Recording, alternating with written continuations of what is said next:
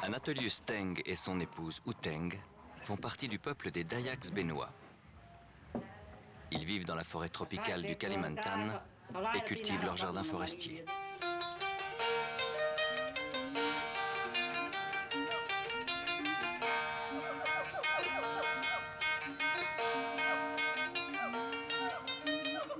On appelle Kalimantan la partie indonésienne de l'île de Bornéo. Ici, les forêts tropicales avec leur faune et leur flore uniques au monde comptent parmi les endroits de la planète les plus riches et les plus divers. Les Dayaks exploitent et préservent la forêt en appliquant un savoir que leur ont transmis leurs ancêtres. Jadis redoutables chasseurs de tête, ils sont aujourd'hui de paisibles cultivateurs forestiers. Teng et U Teng, en compagnie de leur fille Zendora et de leur gendre Johnny, cherchent un endroit où planter du rotin.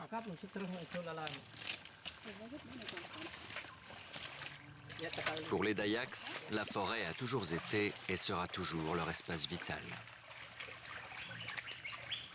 Ce que le profane perçoit comme une forêt vierge à la prolifération anarchique est en fait un système de jardin forestier tout à fait sophistiqué. Selon un rythme cyclique, les Dayaks défrichent leur jardin pour y cultiver du riz. Au bout de quelques années, les plantes forestières reprennent le dessus. Dès l'enfance, on apprend à reconnaître les précieuses graines. Voici des graines de rotin. Avec de la terre, on peut les faire germer dans un sac en plastique.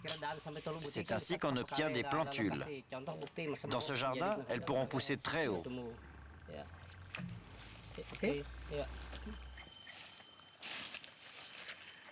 Teng coupe des feuilles dont sa femme extraira les fibres. Celles-ci pourront ensuite être filées, teintes et tissées.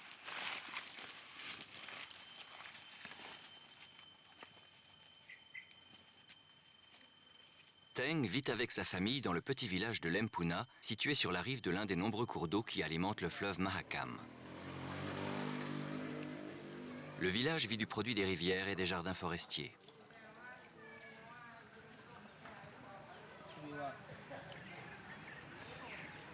Les pousses de rotin sont cultivées sous les passerelles.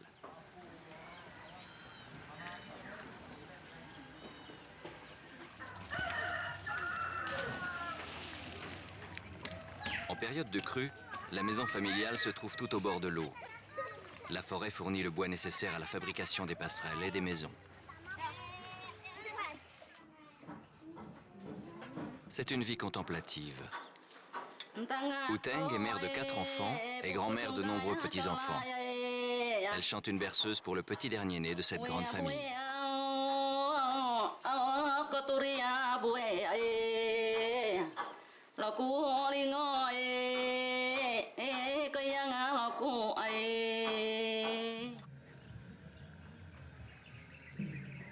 Au menu, il y a les poissons de la rivière dont la pêche se fait juste devant la maison.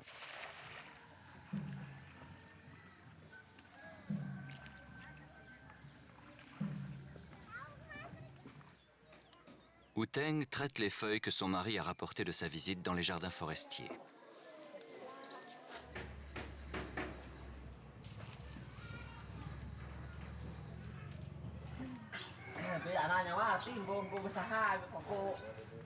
Avec le rotin, on tresse des paniers et des nasses. Cette liane pousse ici à l'état sauvage, mais les Dayaks savent comment la cultiver. Saul, le neveu de Teng, veut terminer les nasses pour l'après-midi.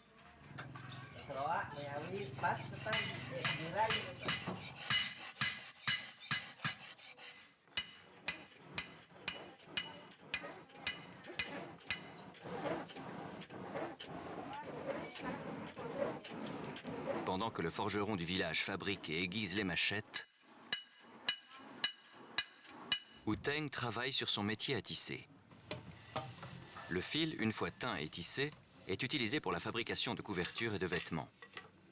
Sont ainsi réalisés des produits qui trouvent aussi leur place dans les magasins de souvenirs en ville.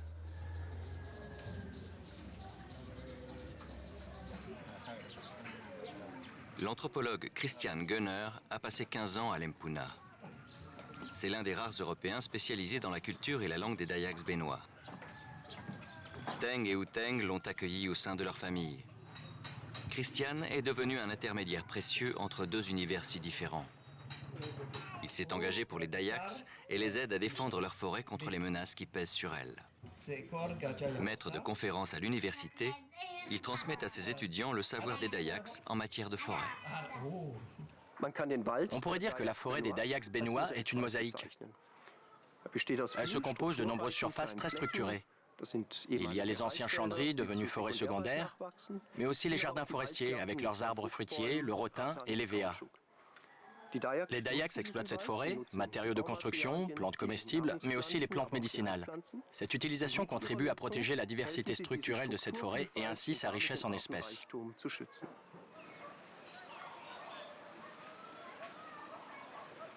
Tout au fond de la forêt se trouvent les champs de riz qui assurent l'alimentation de base de la famille. Zendora et son mari vont examiner dans leurs champs le degré de maturation des cultures.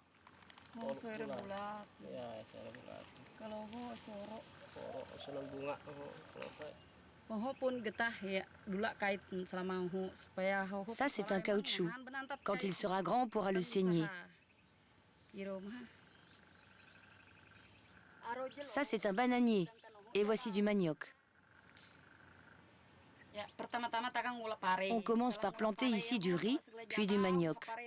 Dès que nous récoltons le riz, les arbres qui produisent le caoutchouc, le durian, le rotin et le ramboutan se mettent à pousser. Tout cela constitue un jardin forestier comme il y en a dans toute la forêt alentour.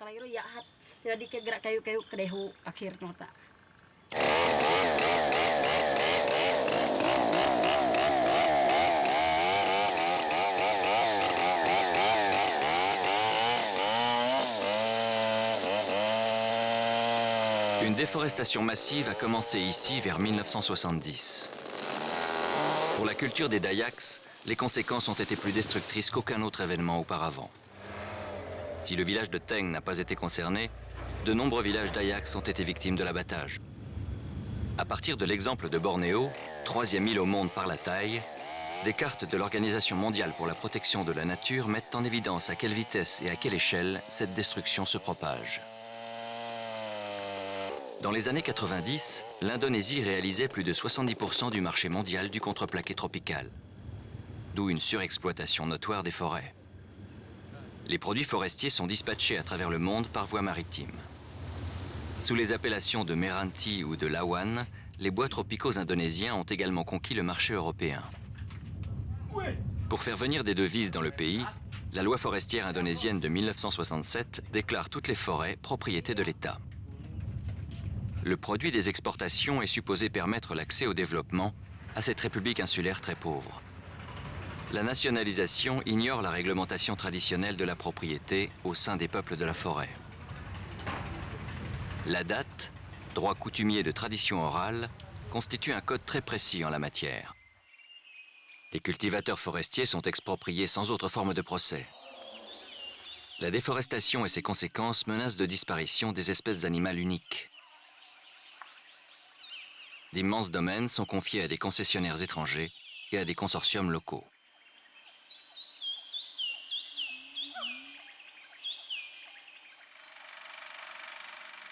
Au XIXe siècle, les Néerlandais arrivés sur l'île n'ont pas saisi les longs cycles du mode d'exploitation des Dayaks. Ces colonisateurs tenaient les Dayaks pour des paresseux et leur mode de vie pour une exploitation destructrice associée à une déprédation. Les films de l'ethnologue H.F. Tilema, qui a exploré Bornéo dans les années 30, révèlent un autre aspect de cette société. Les colonialistes hollandais ne profitèrent guère de la main-d'œuvre Dayak.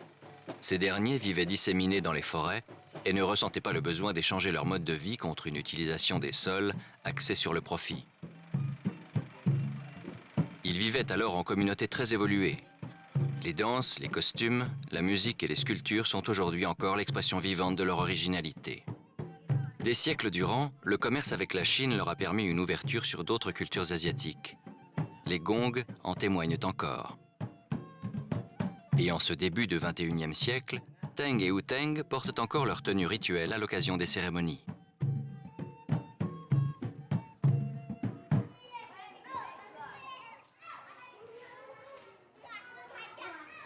La traditionnelle maison longue constitue le cœur de la communauté Dayak.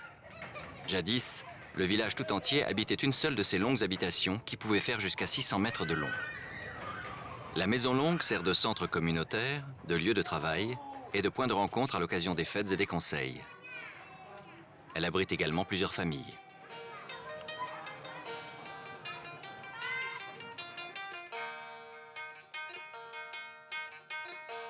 De nombreux gardiens de la forêt sont les témoins silencieux d'un univers bigarré fait d'esprits et de démons.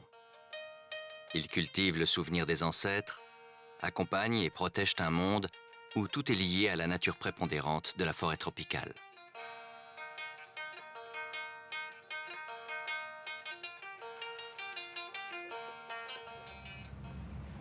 Jusqu'à présent, les coupes rases ont été épargnées à Teng et à sa famille.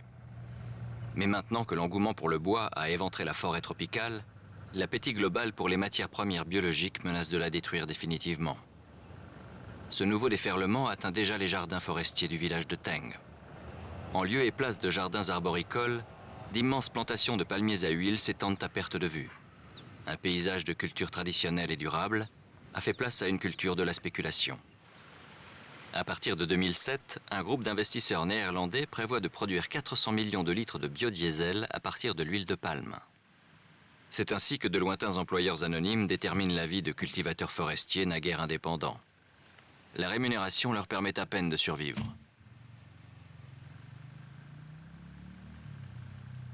Les Dayaks béninois vivent dans un monde plein d'impondérables. Il y a la sécheresse, les inondations, les feux de forêt. Et pour survivre ici, il faut un minimum de flexibilité. Il faut justement avoir le choix d'utiliser différentes sortes de ressources.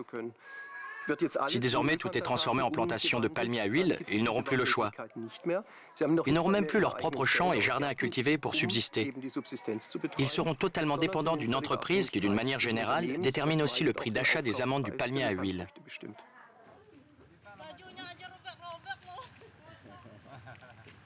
Comme les monocultures extensives ne sont profitables qu'à condition d'utiliser des engrais, la faune et la flore de la forêt tropicale sont en train de disparaître. De plus, des résidus toxiques s'infiltrent dans l'eau potable de la population.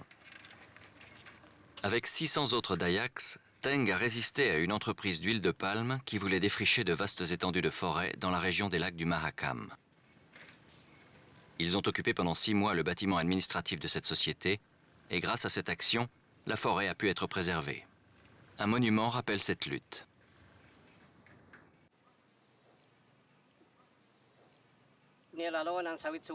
Il y a quelques années est arrivée ici une entreprise d'huile de palme.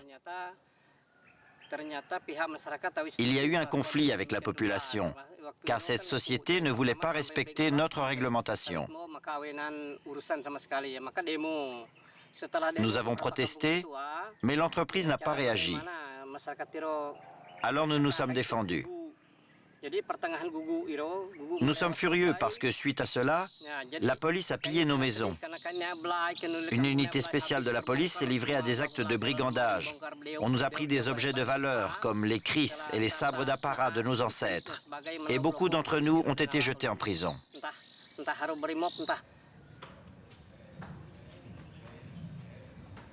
Cette action a permis l'instauration d'un dialogue avec la société d'huile de palme. Les droits fonciers des Dayaks ont été reconnus et la forêt de cette région a été épargnée. Au cours des 200 dernières années, les Dayaks ont toujours dû défendre leur jardin forestier. Ils savent bien qu'il s'agit aussi de la défense de leur mode de vie.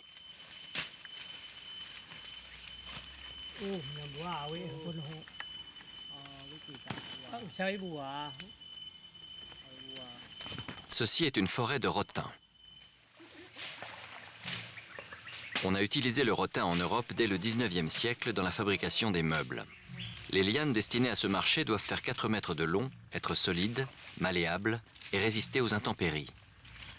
En fonction de leur épaisseur, elles servent à des canages délicats ou à la réalisation de meubles élégants. Dans la forêt tropicale humide, cette liane pousse des années durant. Elle se développe, gagne en résistance et en valeur jusqu'au jour de la récolte. Le moment de la vente ne représente pas une pression pour les cultivateurs, car le rotin peut continuer de pousser dans la forêt pendant 2 années sans perdre de sa valeur. Entre les lianes et les arbustes se dressent des arbres à caoutchouc. Teng décide de récolter une liane de rotin afin de déterminer sa taille et sa qualité.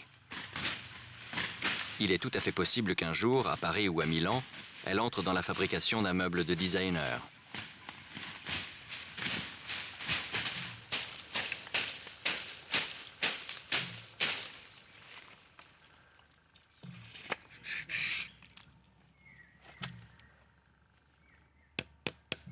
Levea est un immigrant.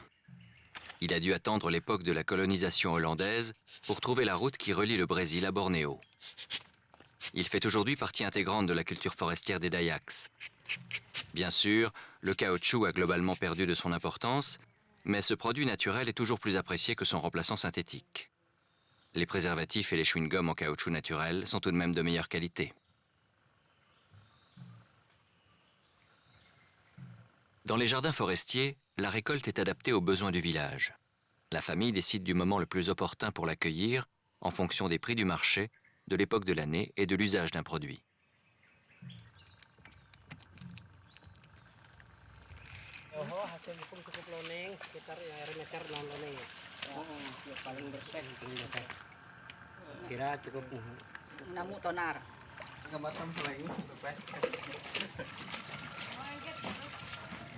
Le soir tombe sur le village des Dayaks béninois.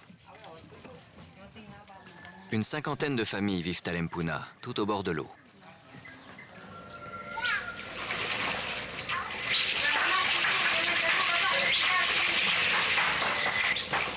En dépit d'une adaptation certaine à l'époque moderne, le village au bord du lac de Jempang a conservé son aspect paisible.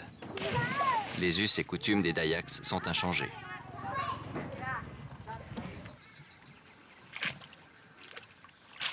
Saul dispose les nasses qu'il a tressées durant la journée.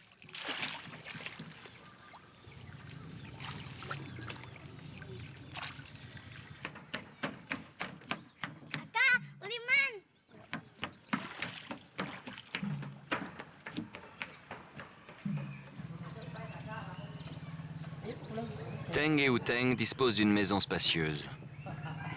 Ici, l'on prépare aussi les repas des enfants et des petits-enfants, car même si les fils et les filles ont leur propre maison, on a conservé ici la tradition de la famille au sens large.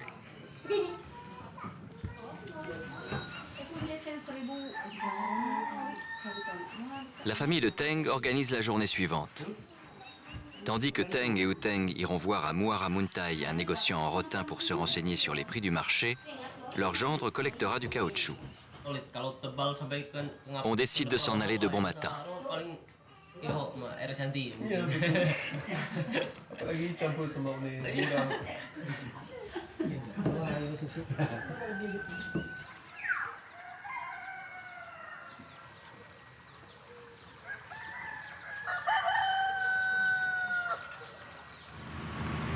Les lacs marécageux et peu profonds du Mahakam sont un écosystème unique au monde.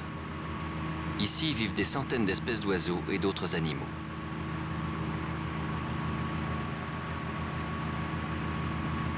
Nous avons quitté le territoire des Dayaks. Autour de ce lac vivent aussi des musulmans.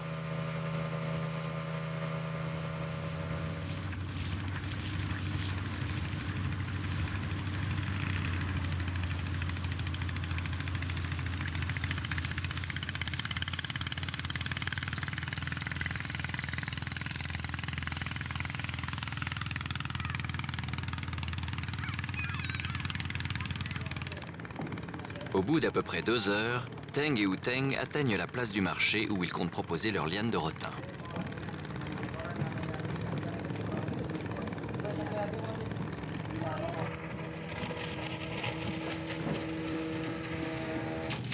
Il se vend combien ce rotin?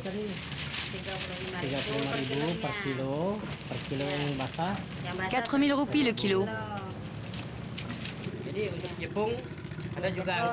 La famille devrait récolter 200 kilos de rotin pour s'assurer un mois de subsistance. Le prix est trop bas.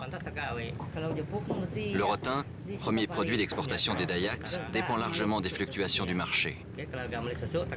Teng et Uteng décident de ne pas toucher à leur plantation et d'attendre que les prix montent.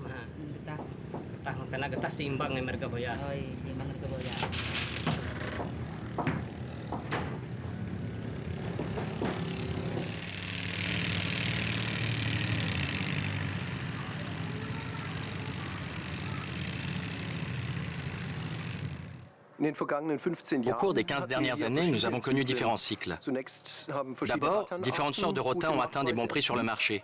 Puis il y a eu une stagnation. C'est alors que le prix du caoutchouc a monté. Les Dayaks ont en quelque sorte surfé d'une vague à l'autre et ils ont bien exploité ces cycles.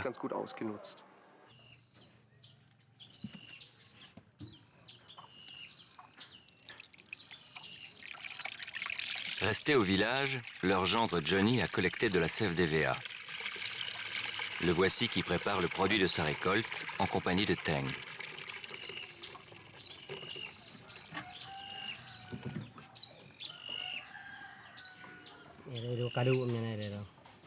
L'acide formique permet d'accélérer le processus d'épaississement.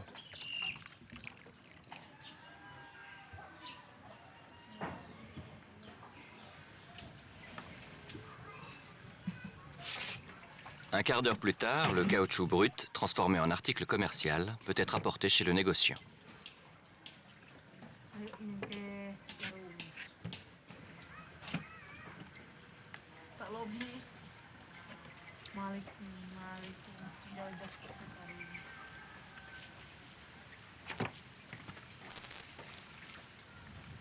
Teng est le fondateur d'une coopérative Dayak du caoutchouc. Il s'agit de reprendre à son compte l'activité d'intermédiaire afin d'augmenter d'autant ses revenus. C'est pourquoi, au lieu d'attendre que l'acheteur vienne au village, on apporte soi-même le caoutchouc aux commerçants.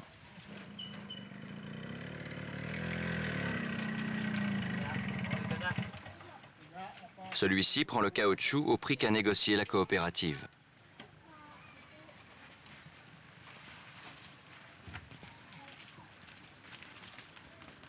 Pour le village de Teng, c'est là une mesure importante grâce à laquelle les produits forestiers peuvent générer des revenus plus stables.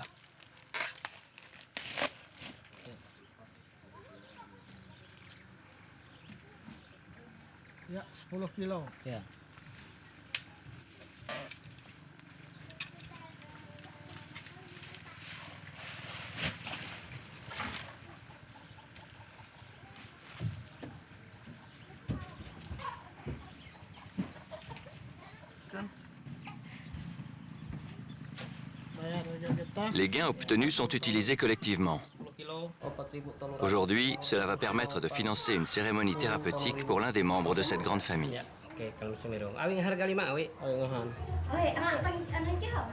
Chez les Dayaks, les rituels sont importants, notamment pour entretenir les liens au sein de la communauté. Nous avons ici nos traditions, comme la cérémonie funéraire du Quan Kai, le complexe rituel du Guguk, ou encore les pratiques purificatrices du Belian. À cela s'ajoute l'entretien des maisons longues. On est en train de rénover la nôtre. Nous, les Dayaks bénois, nous maintenons ces traditions. Durant des journées entières, les femmes du village préparent les constructions et les décorations nécessaires au rituel de guérison. Les plantes revêtent une importance non seulement économique, mais aussi culturelle. Plus de 150 variétés seront utilisées au cours du rituel.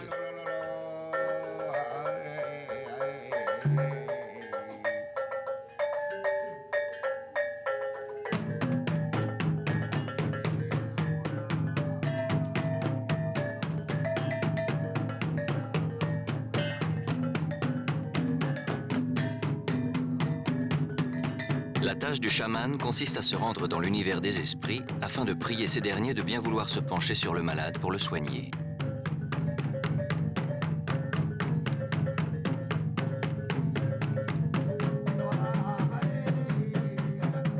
C'est une cérémonie qui peut s'étendre sur une dizaine de jours. Les villageois y participent nombreux.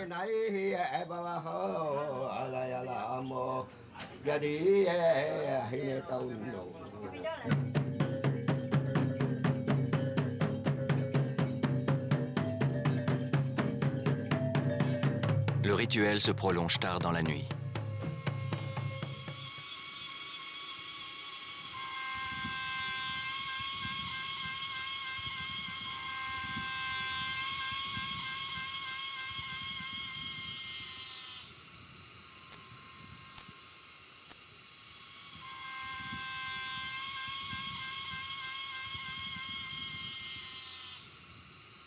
mode de vie des Dayaks béninois de Kalimantan est une excellente illustration d'un usage écologique et intelligent de la forêt. Krui, au sud-est de Sumatra, a vu naître un autre projet porteur d'espoir. La population locale a développé un modèle alternatif d'économie forestière durable tout à fait convaincant, tant du point de vue écologique que financier.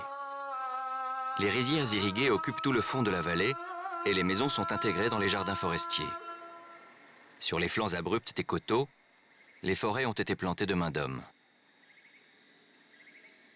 La résine du pin damar constitue toute la richesse de la côte sud-orientale de Sumatra.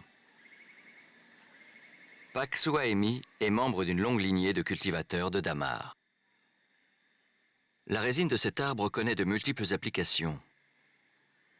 Elle entre dans la fabrication d'un vernis servant à protéger les meubles et les habitations, à la coloration du batik, dans la composition d'encens ou encore dans celle d'une limonade artisanale.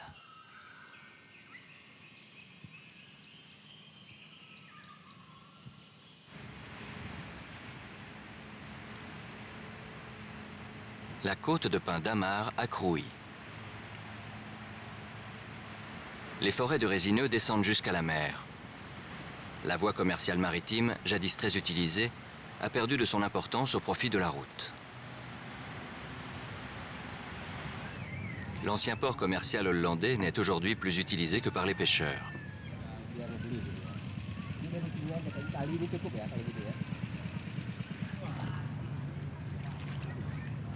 Pak Suaemi est venu au port avec son neveu pour acheter du poisson.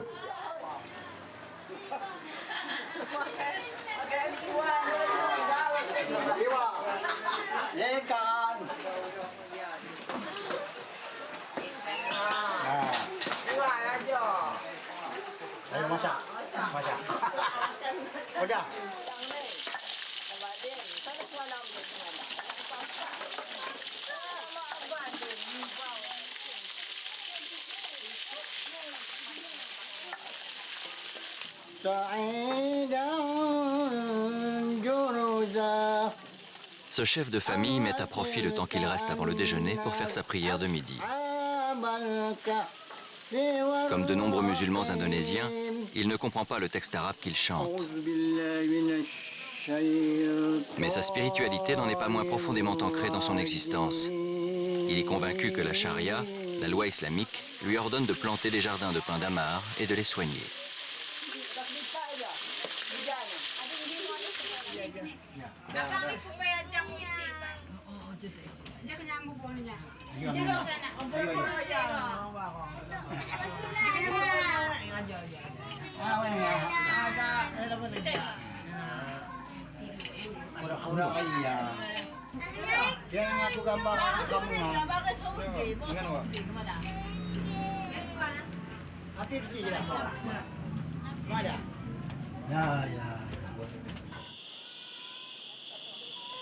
Pour Sir, qui a 10 ans, c'est aujourd'hui une journée particulière. Son grand-père va l'initier au secret d'un jardin de damar.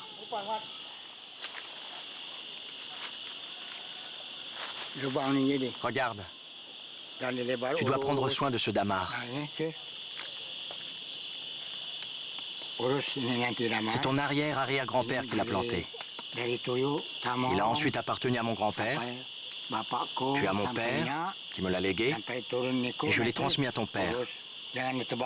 C'est désormais le tien. Va-y soigneusement. Si tu le vends, ça te portera malheur. Tu ne pourras plus aller à l'école parce qu'il n'y aura plus d'argent pour ça. Fais-y bien attention, hein?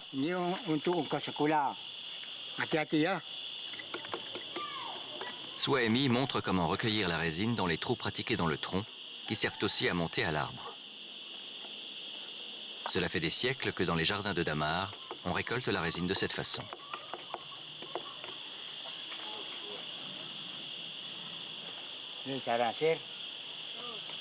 À près de 80 ans, Suaemi grimpe toujours dans les arbres avec agilité.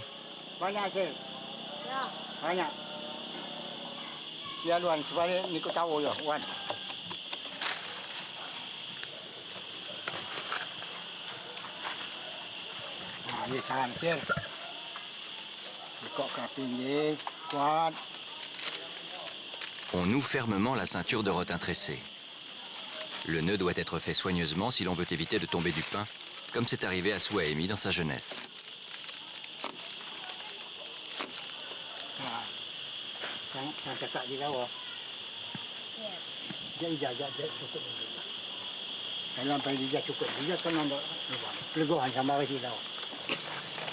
Chaque arbre appartient à celui qui l'a planté et reste à la mort de celui-ci propriété de la famille. C'est ainsi que naît une profonde relation transgénérationnelle entre le grand pin d'Amar et son possesseur.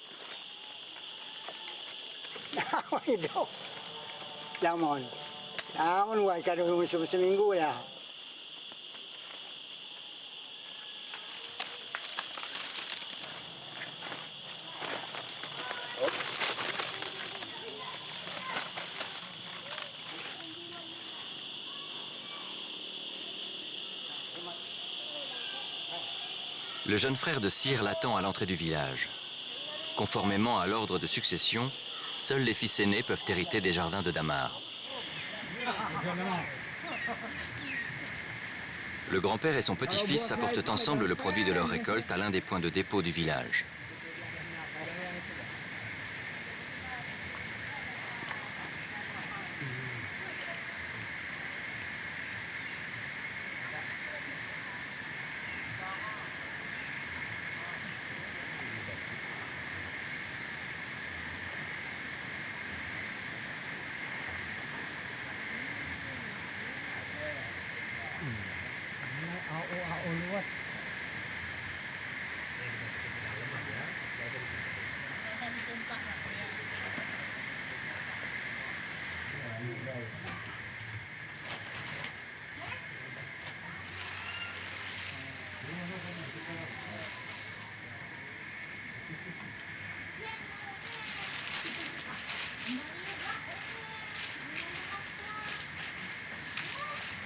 Dans ces dépôts, les femmes trient les morceaux de résine en fonction de leur couleur, de leur taille et de leur pureté. Les grains contenant trop de bois sont concassés puis réduits en poudre. On utilise jusqu'au plus petit résidu de résine. La poudre est commercialisée, les éclats de bois et d'écorce servent à allumer le feu.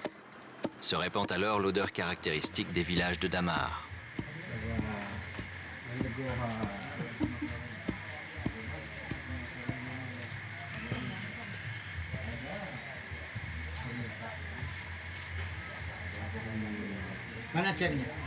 Suhaimi espérait une meilleure vente, mais l'intermédiaire aussi veut faire son bénéfice.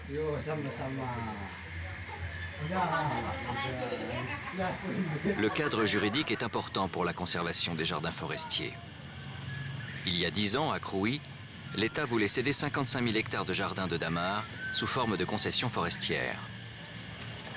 La population qui cultive ces jardins s'est efficacement défendue contre ce projet et en 1998, la gestion de ces forêts selon le système coutumier a été reconnue. C'est ainsi que pour la première fois dans l'histoire de l'Indonésie moderne, le rôle de la population et sa culture forestière traditionnelle sont officiellement respectés.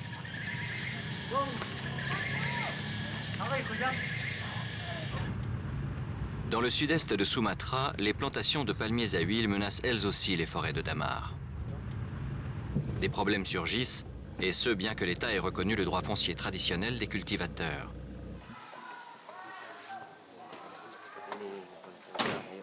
Ahmad Kouzvoro est le responsable du WWF pour le parc national au nord de Krouy et les jardins de Damar contigus. Il rend visite aux paysans qui ont affermé leurs terres à des exploitants de palmiers à huile. Les conditions sont difficiles. Certes, les paysans peuvent travailler dans les plantations, mais ils devront attendre 9 ans pour que les palmiers soient rentables et qu'ils puissent enfin percevoir un intéressement aux revenus.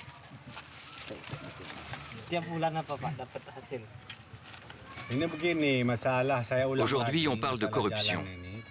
On aurait promis à tout le village une participation au gain. Mais seulement une fraction des sommes dues aurait été versée alors que la récolte a été bonne. Comme on ne peut pas faire confiance à ces messieurs les fermiers, on s'est organisé. Ce sont surtout les jeunes hommes qui s'associent. Il en va de leur héritage et de leur indépendance.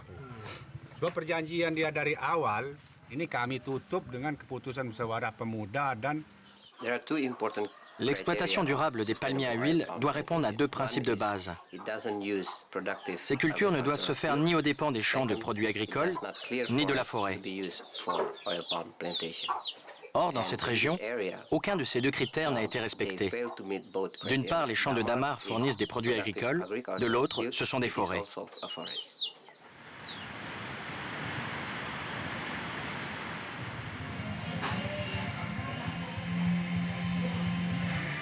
Grâce au commerce du dammar, Pakali jouit d'une certaine aisance. Il veut que les cultivateurs de dammar de tous les villages s'associent pour veiller à l'application du droit foncier, au maintien des prix et pour se soustraire à l'emprise des sociétés d'huile de palme. Il a invité Souaemi, son fils Nazroun et Ahmad Kouzvoro à s'entretenir chez lui. Pakali est le président de l'association des cultivateurs de dammar.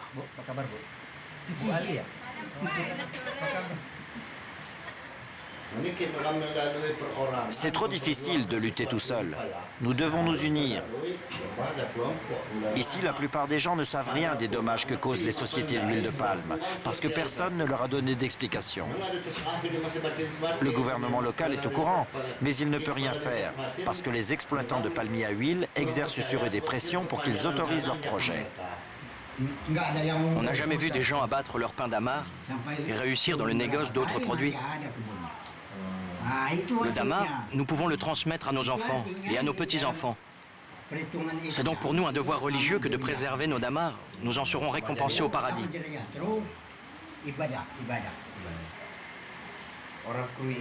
La situation de Krui est unique, parce qu'ici, les gens créent de la forêt, tandis qu'ailleurs, on ne fait que la détruire.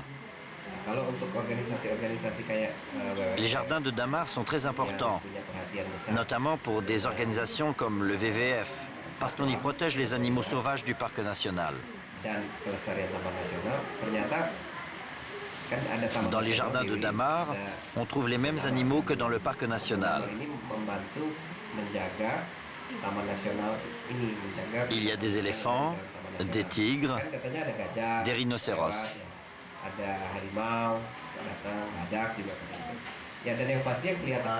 La coopérative veut rompre le cercle vicieux qui fait que les intermédiaires gagnent beaucoup plus que les cultivateurs de dammar. Si l'industrie achète directement auprès des coopératives paysannes, cela raccourcit la chaîne des intermédiaires.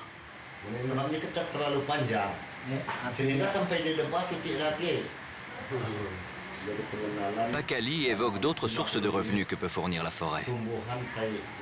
Depuis peu, la coopérative commercialise aussi des fruits secs et des plantes médicinales qu'elle livre conditionnés et prêts à la vente. Par ailleurs, les cultivateurs produisent également du vernis dammar.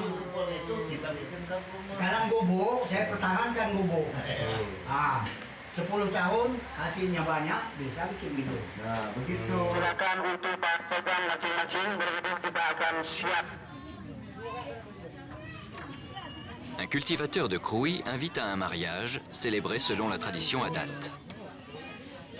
L'Adat, c'est le droit coutumier, avec ses valeurs et son système juridique propre.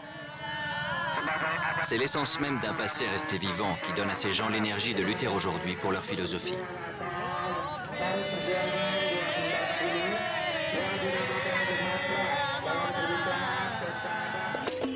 Si les habitants de la région de Krui parviennent à réaliser au quotidien cette union entre la tradition et la modernité, ils continueront de maîtriser leur existence dans l'indépendance et la dignité.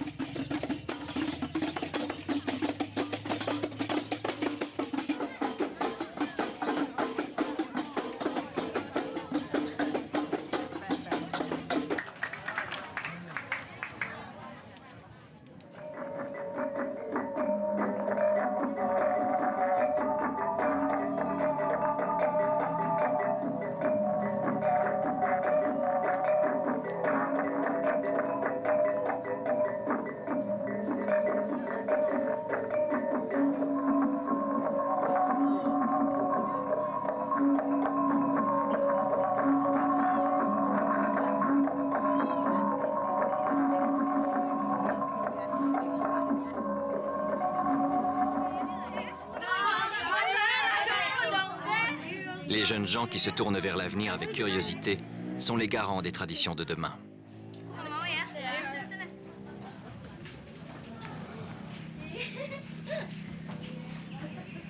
Lendemain de fête dans le jardin forestier.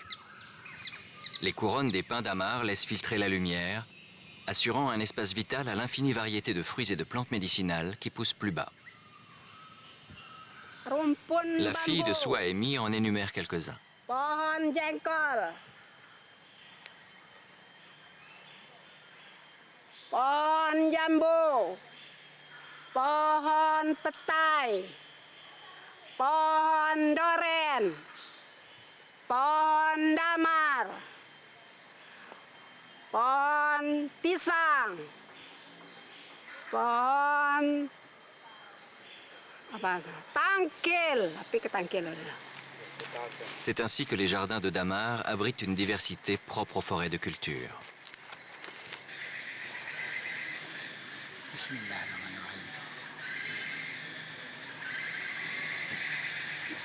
On plante la pousse au pied du vieil arbre. Dans 20 ans, quand le vieil arbre tombera, le petit-fils et les arrière-petits-enfants de Suhaemi pourront récolter le produit du nouvel arbre.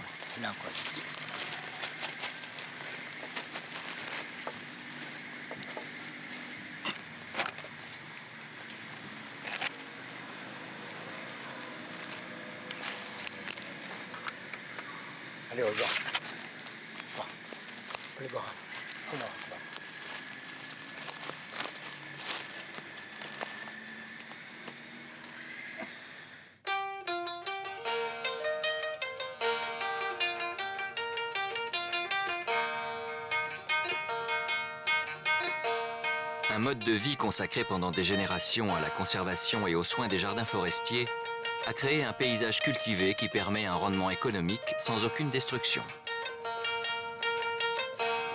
L'expérience des paysans forestiers de Bornéo et de Sumatra est sans doute une des clés pour la reconstruction des immenses surfaces de forêt qui ont été détruites sur ces deux îles depuis la fin des années 60.